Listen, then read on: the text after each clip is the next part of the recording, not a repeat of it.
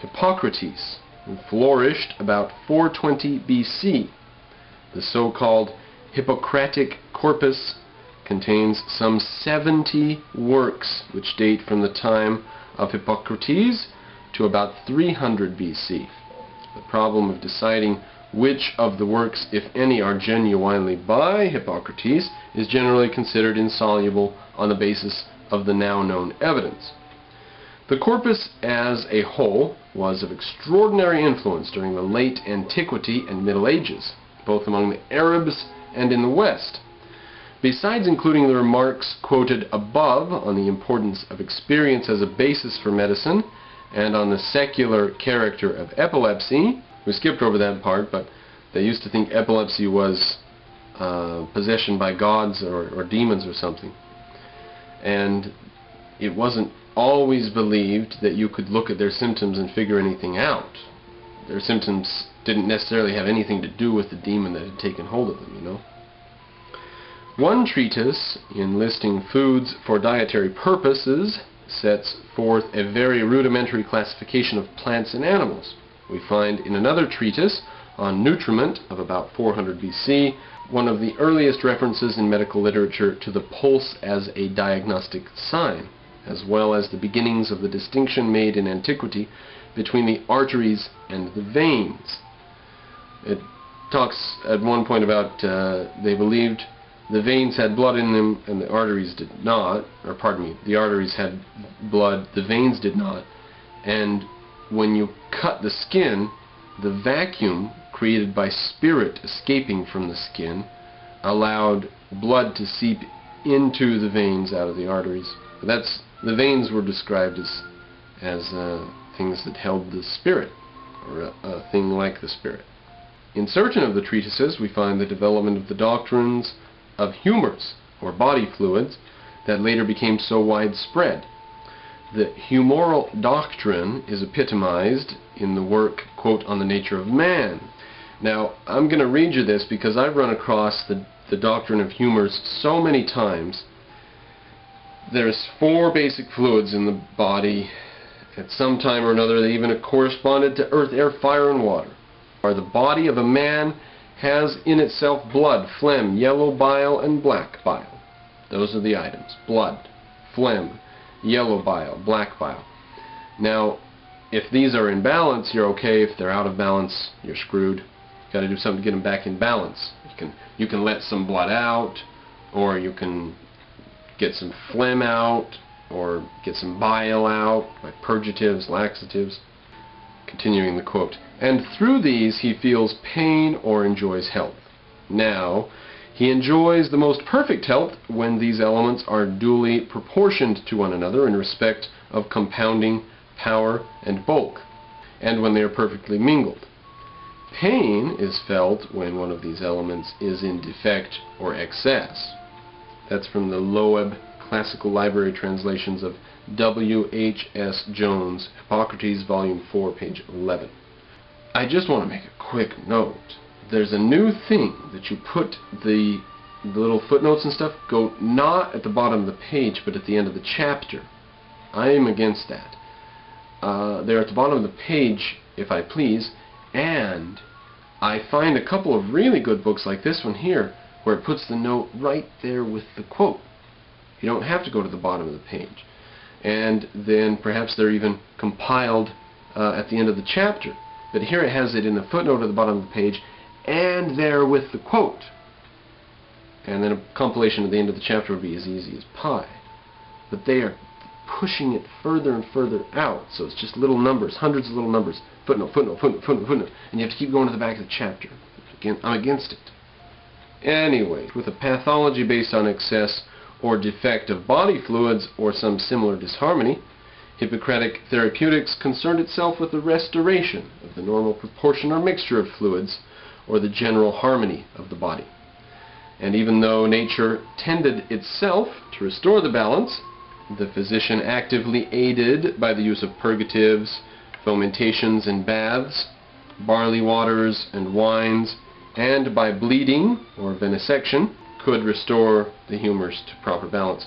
Perhaps the greatest achievements of Hippocratic medicine lay in the masterful clinical descriptions that were to help physicians predict the course of disease. Oh, this was the part that I thought had come earlier. Gruesome. Nose sharp, eyes hollow, temples sunken, ears cold and contracted with lobes turned outward, skin tense and parched, face discolored, eyelids livid, mouth open, lips loose and blanched. Pretty, huh? With the spread of Greek culture and the rise of science in Alexandria, some remarkably original work was done in medicine that has a distinct bearing on the history of biology. Special attention should be paid to two important figures in the 3rd century BC. So that would be in the 200s BC. We've skipped a bit past what we know about Athens and Sparta at this point, but that's okay, because as we go, we just push our envelope of time that we're working with ever forward. So here we are going up to the 200s BC. The first is Herophilus, Herophilus,